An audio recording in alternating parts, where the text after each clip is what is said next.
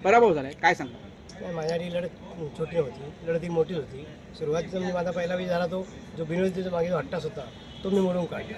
बिनविरोध होणे ही माझी मानसिकता होती आणि मी जनतेसाठी जो काय न्याय मिळवून दिला तीच माझा खरा विजय आहे. आज मतारूपी जरी माझा विजय हे झाला असला, पराजय झाला असला तरी मी लोकांना न्याय देऊन जिंकलोच आहे. हनुमंत म्हसकर म्हणून गेली अनेक वर्ष तुम्ही त्या भागात काम करताय पक्षाचं किंवा तुम्ही सक्रिय कार्यकर्ते आहात, तर काय वाटतं पराभव झाल्यानंतर? नाही नाही, त्या एक लक्षात घ्या, जर मी कार्यरत असतो की मला जनतेने नांदगाव पंचकृषीने लोकांनी चांगला प्रतिसाद दिलेला आहे, त्यामुळे जनतेचे मी आभारीच आहे आणि याच्यापुढे असंच काम करत राहीनच.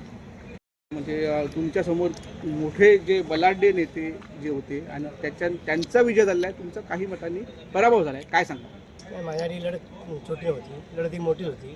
सुरुवातीचा म्हणजे माझा पहिला विजय झाला तो जो बिनविरोधीचा मागे जो हट्टास होता तो मी मोडून काढला. बिनविरोध होणे ही माझी मानसिकता होती आणि मी जनतेसाठी जो काय न्याय मिळवून दिला तीच माझा खरा विजय आहे. आज मतारूपी जरी माझा विजय हे झाला असला, पराजय झाला असला तरी मी लोकांना न्याय देऊन जिंकलोच आहे. हनुमंत म्हसकर म्हणून गेली अनेक वर्ष तुम्ही त्या भागात काम करताय पक्षाचं किंवा तुम्ही सक्रिय कार्यकर्ते आहात, तर काय वाटतं पराभव झाल्यानंतर? नाही नाही, त्या एक लक्षात घ्या, जर मी कार्यरत असतो की मला जनतेने नांदगाव पंचकृषीने लोकांनी चांगला प्रतिसाद दिलेला आहे, त्यामुळे जनतेचे मी आभारीच आहे आणि याच्यापुढे असंच काम करत राहीनच. म्हणजे तुमच्यासमोर मोठे जे बलाढ्य नेते जे होते आणि त्यांचा विजय झाला आहे, तुमचा काही मतांनी पराभव झालाय, काय सांगा? नाही, माझ्यासाठी लढत छोटी नव्हती, लढत ही मोठीच होती. सुरुवातीचा म्हणजे माझा पहिला विजय झाला तो जो बिनविरोधीचा मागे जो हट्टास होता तो मी मोडून काढला.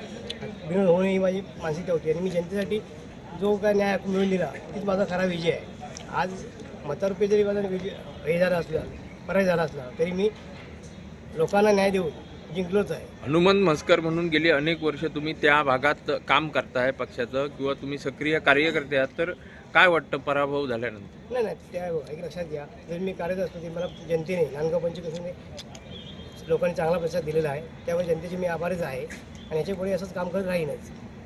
म्हणजे तुमच्यासमोर मोठे जे बलाढ्य नेते जे होते आणि त्यांचा विजय झाला आहे, तुमचा काही मतांनी पराभव झालाय, काय सांगा? नाही, माझ्यासाठी लढत छोटी नव्हती, लढत ही मोठीच होती.